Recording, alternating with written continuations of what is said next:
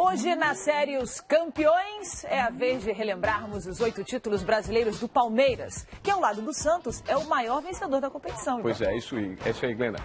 Sob o comando de Ademir da Guia, o Verdão inovou. O que era um time virou academia, o que dava aulas de futebol na época. Uma bela história para ser lembrada nesses tempos em que o Palmeiras luta bravamente para voltar à Série A do Campeonato Brasileiro.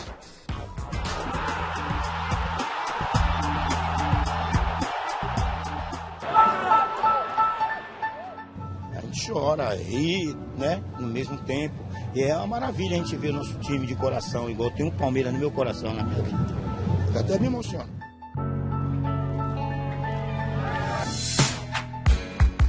Ser palmeirense é uma coisa que já vem de dentro da gente. Parece que a gente já tem no sangue.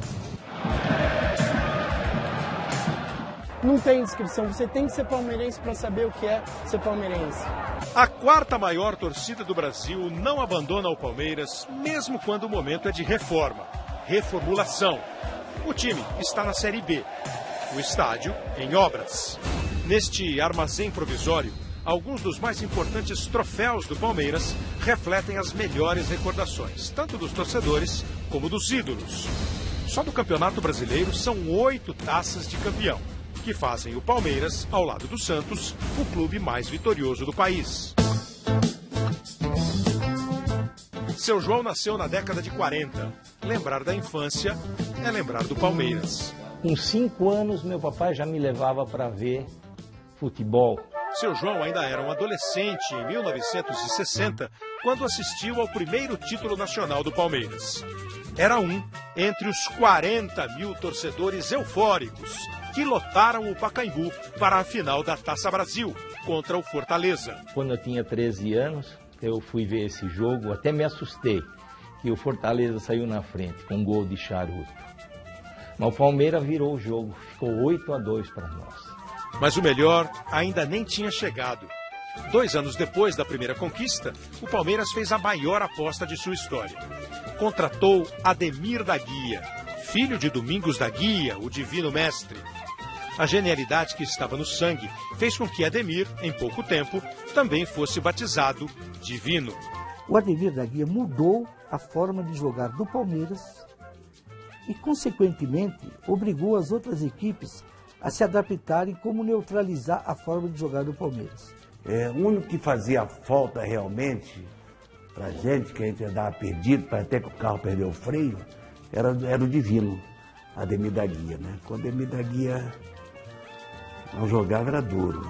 Ademir liderou a equipe nos 2 títulos nacionais conquistados em 67, a Taça Brasil e o Roberto Gomes Pedrosa. No Robertão, que aconteceu no primeiro semestre, o Palmeiras venceu o Grêmio por 2-1, com 2 gols de César, o César Maluco, que ainda se sagrou artilheiro do campeonato com 15 gols marcados. Quando eu pisava no gramado, eu falava pro pessoal, olha, vamos ganhar, hein? Se tiver engrossando, deixa comigo. Se complicar alguma coisa, deixa comigo. Quase 2 meses depois, veio a Taça Brasil. E aí, disputou a final contra o Náutico, numa melhor de 3 jogos. Nós tínhamos o primeiro jogo lá no Recife e nós conseguimos ganhar esse jogo lá. Então, na quarta-feira, o Náutico teria que vir aqui em São Paulo e nós acreditávamos que seria um jogo assim mais tranquilo. O imprevisto é que, bem nesta época, o divino estava de casamento marcado. Minha noiva, naquela época, era chilena. Então eu tive que viajar para o Chile para resolver lá, assinar um papel. Quando voltei, na segunda-feira, o técnico falou, Ademir, você não treinou, então vamos manter o pessoal que treinou. Então eu fiquei fora desse jogo. Mas aí o Náutico nos surpreendeu e ganhou aqui em São Paulo. No terceiro jogo contra o Náutico, o técnico Mário Travalini não cometeu o mesmo erro.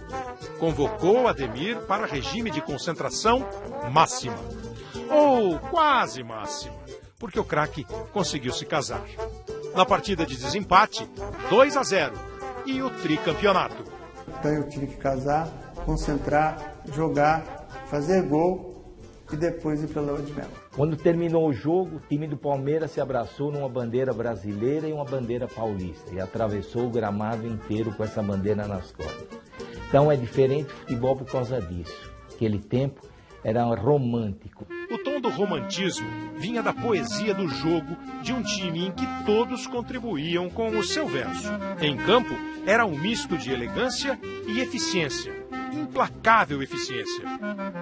Quem viu o time jogar não se deslumbra com o Barcelona de agora. Muita posse de bola, muita orquestração de jogada, mas também com ataques e contra-ataques explosivos, letais. O público via, aplaudia, aprendia. O que era um time virou uma academia. O Jornal de São Paulo resolveu apelidar que aquilo não era um time de futebol, era uma academia que dava aulas de futebol. Em 1969, o Palmeiras venceu o último campeonato brasileiro da primeira era da academia. Um título marcante e muito sofrido, que só foi confirmado através das ondas do rádio. A última rodada, num domingo à tarde, Palmeiras e Botafogo no Morumbi, Cruzeiro e Corinthians no Mineirão. Aconteceu o seguinte, o jogo aqui, não sei porquê, o jogo aqui começava meia hora mais cedo. Logo, terminou meia hora mais cedo. 3-1 para o Palmeiras. Se o Cruzeiro ganhasse de 1 gol do Corinthians, o Palmeiras seria campeão. Se o Cruzeiro ganhasse de 2 gols do Corinthians, ele, Cruzeiro, seria campeão. E se empatasse, o campeão seria o Corinthians. O presidente, os diretores tinham, né, um rádio, a pilha. Naquela época usava mais a pilha. E eles ficavam esperando o término do jogo. Final de jogo. Cruzeiro 2, Corinthians 1. Título com um sabor totalmente diferente, porque o nosso arqui-inimigo tinha dado esse título de bandeja para a gente. Seu Edivaldo gosta especialmente de lembrar da década de 70. Como ele mesmo se define, era um meninão, na época em que o Palmeiras soube mudar para se manter no topo e rejuvenesceu a academia com uma outra academia. Leão, Eurico, Luiz Pereira, Alfredo e Zeca, Dudu e Ademir da Guia. Leivinha, Madruga, Ronaldo e Ney. E nós ganhamos tudo em 72. Aí não tinha mais como não reconhecer que era a segunda academia. Manteve, contudo, o mesmo fio condutor da primeira, a dupla Dudu e Ademir. Naquela oportunidade não era fácil você encontrar dois jogadores que tinham tanta similitude um com o outro e tinha uma simbiose muito grande um com o outro, como eu tinha com o Ademir.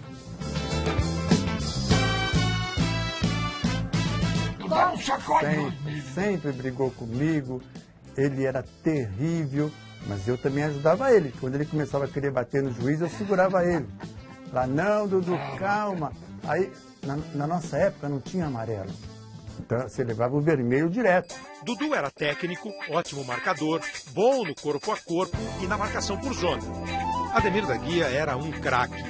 Não apenas clássico, um craque. Um Zidane melhorado. Eu, quando de rabo de olho, que a bola vinha chegando em mim, eu já, vendo a cabeça branca dele, eu já tocava de qualquer jeito para ele. Eu sabia porque a bola, do jeito que ela chegava, ele dominava ela. Ele matava, punha no chão, e é onde a gente ali saía jogadas boas, saía tranquilamente dali do sistema de defesa para frente. Essa equipe fez uma bela campanha no Brasileiro de 72. A final foi disputada contra o Botafogo de Jairzinho no Morumbi. E o Palmeiras chegou ao 5º título, academicamente, jogando com a letra do regulamento. E o 0-0 nos dava o título, porque nós tínhamos feito a melhor campanha durante o ano todo. Mas o Botafogo também tinha uma grande equipe. Então chegou um momento que nós entendemos que era importante a gente manter o resultado. O jogo terminou empatado 0-0, merecia terminar assim 2-2, 3-3. Eu entrei no campo e peguei na mão dos jogadores, abraçamos jogadores na época, entendeu? Então foi um negócio muito gostoso.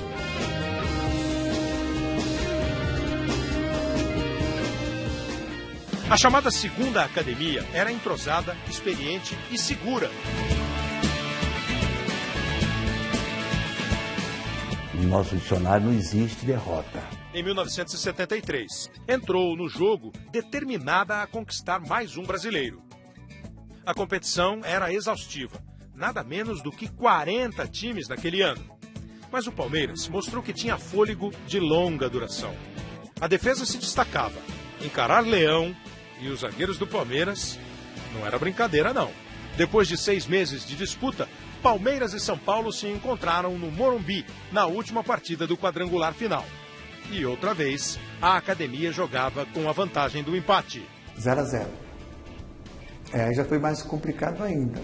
Houve muita perca de gols, né? Tanto do São Paulo como do Palmeiras. Nós sabíamos que no São Paulo, no Morumbi, era muito forte. O São Paulo tinha uma equipe muito boa. O Brasil era novamente verde. E a segunda geração da academia também virou imortal.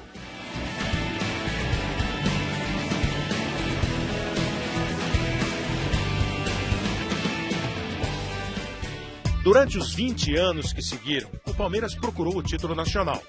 Chegou perto em 78, quando perdeu para o Guarani. Para voltar a vencer, implantou uma nova filosofia, que virou o modelo para o futebol brasileiro. Carlos viu de perto o nascimento da era Palmeiras-Parmalat. Aquilo deu um sentimento para a gente de somos realmente grandes, estamos aqui, viemos para realmente brigar e ficar. Investimento pesado e um jovem treinador. Cheio de vontade e talento, Vanderlei Luxemburgo chegou da Ponte Preta para encarar uma realidade nova e desafiadora. Aí eu vi o time, perfil do time e falei, esse time aqui não tem como não ser campeão. O time reunia Edmundo, Roberto Carlos, César Sampaio, Mazinho, Edilson, Zinho, Evair. Por que não admitir que o futebol nacional se curvava para a terceira academia? Agora o maior rival era o São Paulo de Tele Santana. E os dois times se enfrentaram num tira-teima, na semifinal do Brasileiro de 1993. E eu me lembro que a primeira partida nós empatamos 1-1 e na segunda partida ganhamos de 2-0 no Morumbi. Eu estava lá com os meus primos, meu irmão. E o Palmeiras ganhou de 2-0, aquele golaço do César Sampaio. Bota na frente, insiste César Sampaio. Olha o Zete, olha o gol, olha que golaço! Gol!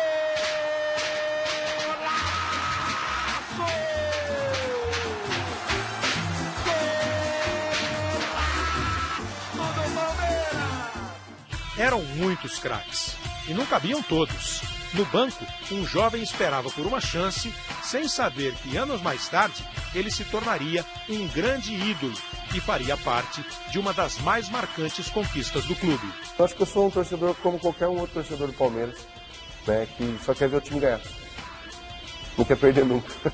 No Campeonato Brasileiro de 93, Marcos era o goleiro reserva. Tinha 20 anos. E tenho vontade de um dia atuar nessa equipe, né, que é meu sonho, de verdade. O titular era Sérgio. Jamais eu imaginava estar ali naquele momento. Aí foi emprestando um para um lado, um para o outro. Aí machucou um, machucou o outro, e eu acabei sobrando isso para mim, né? Então, para mim, foi uma lembrança maravilhosa, mesmo não ter jogado assim. Quando você está no banco de reserva, você faz parte do grupo, é como se você estivesse ali, né? E foi uma coisa assim que jamais vou esquecer. Depois de bater o São Paulo na semifinal, com um momento brilhante de César Sampaio, o Palmeiras tinha pela frente o Vitória. O primeiro jogo foi na Bahia. Bahia de Todos os Santos e superstições. E eu lembro que a gente entrou no campo para fazer o aquecimento, assim, aí o pessoal, não sei se de verdade ou se folclórico, o cara entrou com uma panelinha de farinha e jogou no pé do Sérgio, assim, dizendo que era macumba. O Sérgio ficou num desespero desgraçado de agora eu tô macumbado, o que eu vou fazer, né? Eu falei, isso aí não pega nada não, você ora que dá tudo certo. Nem toda a energia da Bahia foi capaz de parar o Palmeiras. A força do time ficou clara. O time era muito bom, só que nós conseguimos uma vitória muito interessante lá, que foi ganhar lá de 1-0. Aí obrigou o Vitória aqui a ter que mudar o jeito de jogar, né? Eu tinha que buscar um pouco mais. Com a vantagem conquistada em Salvador, o segundo jogo foi uma festa. 90 mil palmeirenses. E claro, o Carlos estava lá. E logo no começo o Evair já fez um gol e aí a festa já começou. Cruzamento, olha o gol!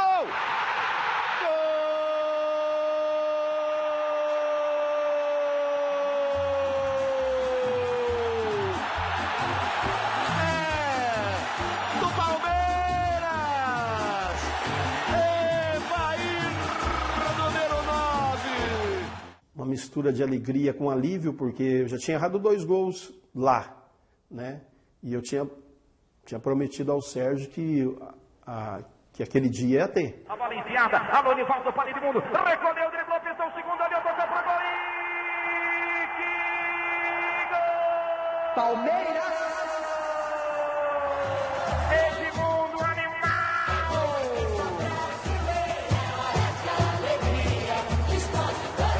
Dominou, driblou, carregou um pouquinho e tocou fácil pro gol! O Edmundo concluiu, o primeiro tempo a gente já saiu de lá com a sensação que íamos ser campeões e de fato fechamos ali aquele ano bem e fomos campeões. Transformando a lealdade em patrão, sabe sempre levar e sempre demonstrar que ele bate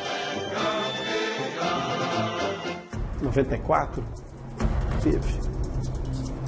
Em 1994, o Palmeiras foi devastador. Nosso time jogava mais solto, era mais tranquilo, já não tinha aquele 16 anos de peso nas costas sem título. A única coisa que poderia atrapalhar a boa fase do Palmeiras era a vaidade. Se dentro de campo havia sintonia, nos bastidores o clima era tenso, com um racha entre os jogadores. A discussão tinha muita. Várias vezes eu briguei com o Edmundo, eu acho que tinha até um ringue lá dentro do vestiário. Era duro de administrar. Muitos jogadores, estrelas, uns acostumados a ganhar, outros não. Como a gente sempre fala, né? Você não está ali no campo para fazer amigos, você está ali para ganhar título e você é pago para isso, né? Cada dia dois se enfrentavam lá dentro. Tive que afastar Edmundo, tive que afastar outro, tive que brigar com um, brigar com outro. Tinha muita gente que não se falava, muita gente que não se bicava, mas dentro do campo todo mundo falava a mesma língua, né? Então era complicado você administrar o vestiário. Tinha que ser duro mesmo. E as pessoas, foi quando eu ganhei, fiquei com essa... Até hoje eu carrego o rótulo de prepotente, de uma série de coisas, porque se eu não fosse duro e passasse a imprensa me pegando pesado, eu era muito jovem, e tomando decisões importantes, porque eu tinha que tomar, ou eu não ia seguir minha carreira. E em 94, chegou mais uma estrela, Rivaldo, do Corinthians para o Palmeiras. Eu não torço para time nenhum aqui em São Paulo. Acho que pelo time que eu torço é o time do Santa Cruz, lá de Pernambuco. E aqui eu acho que eu defendo as camisas do time que eu sou contratado, né? Eu defendi a camisa do Corinthians, honrei a camisa do Corinthians e espero honrar a camisa do Palmeiras também. E o Rivaldo ainda não era aquele mega super jogador que começou realmente a se destacar lá. E a gente duvidava um pouco ainda. Da força do conjunto, ninguém era louco de desconfiar. Na final, contra o arquirrival Corinthians, de Marcelinho e Viola, o Palmeiras entrou em campo como favorito. Nós sabíamos que tínhamos condições de ganhar do Corinthians quando nós chegamos na final. Sabia que o nosso time era um time melhor do que o Corinthians naquele momento. Rivaldo estava tinindo. No primeiro jogo foram 2 gols, diante do ex-clube. Bobeou, perdeu, agora complicou de vez. Rivaldo tem a chance, bateu! Gol!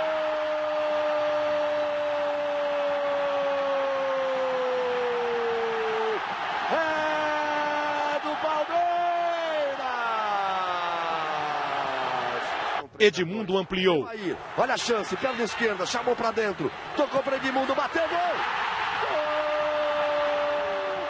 Gol! Um golaço do Palmeiras! Marques descontou para o Corinthians.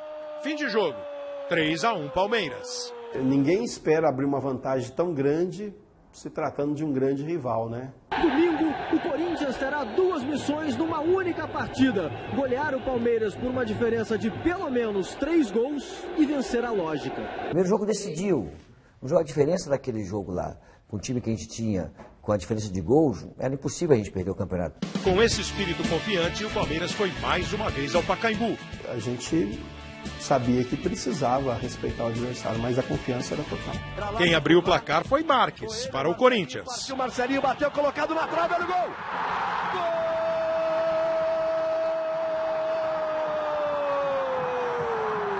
Gol! Jogo quente, quentíssimo. 3 expulsões, 2 corintianas, 1 palmeirense. E quem decidiu o jogo? Mais uma vez, Rivaldo. 1-1. Olha o gol do Palmeiras, olha o gol do título, Edmundo, olha o gol, Rivaldo.